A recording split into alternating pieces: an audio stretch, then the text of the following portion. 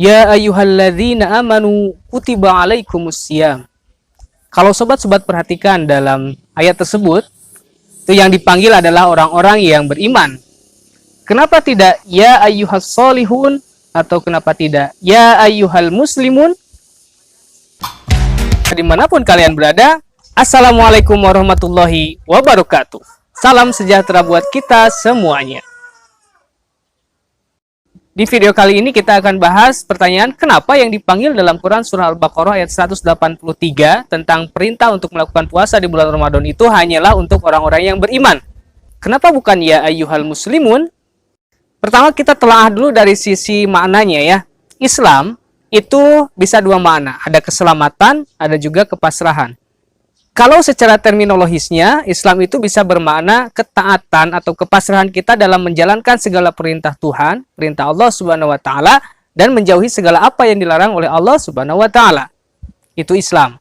Nah, kalau iman sendiri, itu kata dasarnya sendiri artinya adalah yakin atau percaya. Kalau kamu yakin, kamu percaya, kamu sudah beriman. Tapi apakah cuma sampai di sana? Of course, enggak. Sebab kalau secara terminologis, iman itu harus mengandung minimal 3 unsur sebagai berikut. Pertama, ada tasdiqul bil qalbi. Yang kedua, ada iqraru bil lisani. Dan yang ketiga, ada a'malu bil arkani. Tasdiqul bil qalbi artinya kita meyakini dengan hati kita.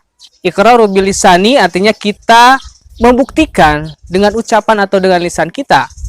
Dan amalu bil arkani artinya kita mewujudkannya dalam amal perbuatan kita. Gitu. Jadi kalau secara terminologis, iman itu punya nilai lebih. Bukan hanya yakin dalam hati, mempercayai dalam hati, tapi harus ada bukti dalam lisan dan juga dalam amal perbuatan kita.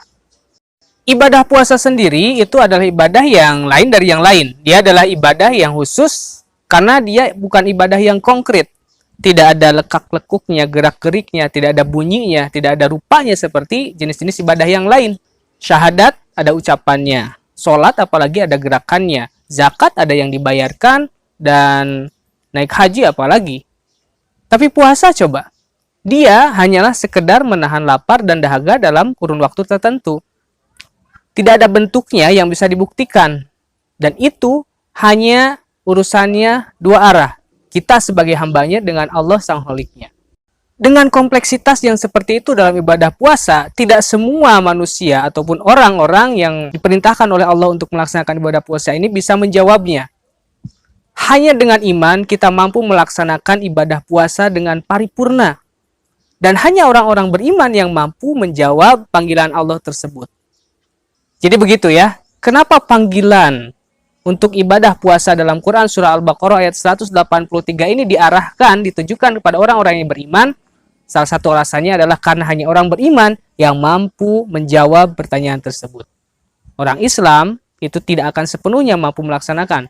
Karena akan ada unsur-unsur batiniahnya, unsur-unsur ruhaniyah atau unsur-unsur kolbiahnya yang mungkin tidak akan terpenuhi oleh orang-orang yang muslim saja. Jadi dia melaksanakan semua syariat Islam, dia sholat, zakat, puasa, naik haji, tapi kadang-kadang tidak disertai dengan hati. Tapi kalau iman, ya, dia otomatis ada dalam tiga-tiganya. Jadi dalam hal ini Abah bisa merumuskan satu hukum, satu teori bahwa orang beriman itu sudah pasti Islam. Tapi kalau orang Islam belum tentu beriman. Karena Islam menjalankan syariat, apakah dia sudah melaksanakannya dengan hati? Oke Sobat Abah sekalian, itu tadi pembahasan kita di kesempatan kali ini. Mudah-mudahan pembahasan ini bermanfaat buat sobat-sobat sekalian. Mohon maaf kalau misalkan ada kata-kata Abah yang salah atau kurang berkenan di hati sobat-sobat sekalian.